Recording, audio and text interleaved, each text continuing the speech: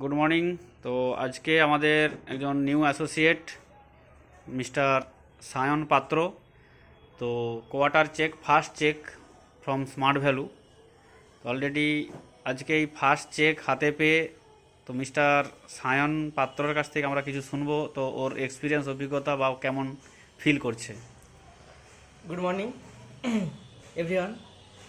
তো আজকে স্মার্ট ভ্যালুতে প্রথম আমি জয়েন করেছিলাম একজন দাদার হাত ধরে।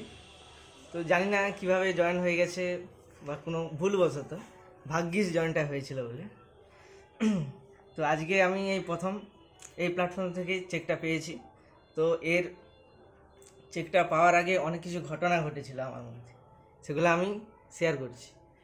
তো প্রথম যেদিন আমি ইনভাইট করেছিলাম, প্রথমে আমি নো শুনেছিলাম। নো শোনার পরে মনটা খুব খারাপ লাগছিল, তো তাও শুনিনি। তারপরে আরও ইনভাইট করেছিলাম, তো প্রায় 15টা ইনভাইট করার পরে তারপরে আমি প্রথম ডিডি দেই।